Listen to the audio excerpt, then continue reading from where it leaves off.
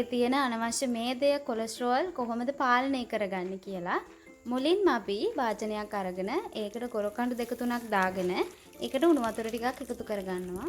අපි උණු වතුර එකතු කරගන්නේ අපිට මේක ගලේ අඹර ගන්න ලේසි වෙන්න, කොරොට් ටික මෙලෙක් වෙන්න. ඊට පස්සේ අවශ්‍ය පදමට කරපිංචා, කොච්චි කරල් දෙකක් විතර, ගම්බිරිස්, ලුණු, සුදු ලුණු මේකට එකතු කරගන්න ඕනි. ඇත්තටම මේ දේවල් ගෙදරින් හොයාගන්න හරිම ලේසි.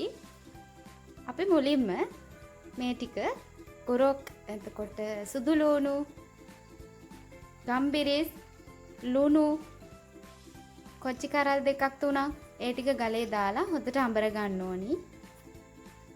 ඇත්තට මේක රසවත් වගේම ගොඩාක් ගුණවත්.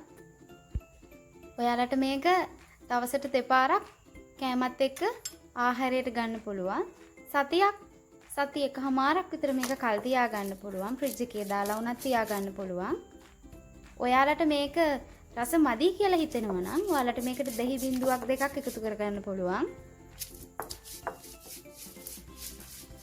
ඇත්තටම මේකෙන් ඔයාලට කොලෙස්ටරෝල් පාලනය කරගන්න, අධික මේදය පාලනය කරගන්න පුළුවන්.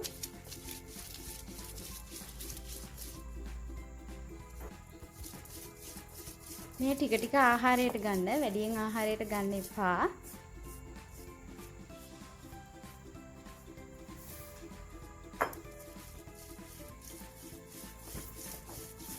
සිහින් වෙනකන් අඹර ගන්න.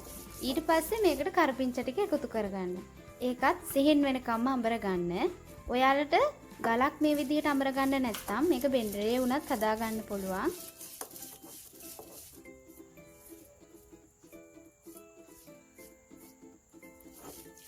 මේක ඕනම කෙනෙකුට ආහාරයට ගන්න පුළුවන්. හරිම රසවත් මේක. කරපිංච අවශ්‍ය පදමට එකතු කරගන්න. ඔයා කරපිංච ගොඩක් ආහාරයට ගන්න කැමති නම් ඔයා තව ටිකක් මේකට කරපිංච එකතු කරගන්න. ඔන්න ඔයාලට පොඩි ටිප් එකක් කියලා දෙන්නයි යන්නේ.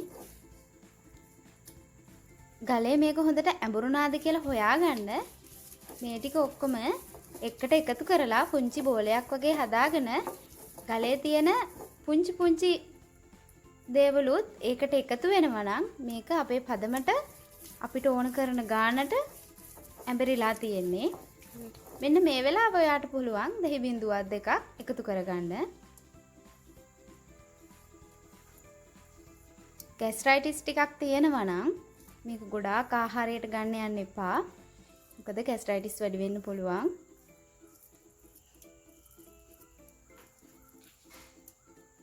මෙන්න මේ විදිහට ගලේ තියෙන පුංචි කෑලිත් මේ පුංචි බෝලෙට එකතු වෙනවා නම් මේක අපිට අවශ්‍ය පදමටම ඇඹරිලා තියෙන්නේ. ඔයා මගේ channel එක තාමත් subscribe කරලා නැත්නම් දැන්ම subscribe කරන්න. යට තියෙන bell icon එක click කරන්න. අපේ වීඩියෝ හොඳයි නම් අනිත් අයත් එක්ක share කරන්න. එහෙනම් අදට මං ගිහින් එන්නම්. ඔයාලා හැමෝටම තෙරුවන් සරණයි.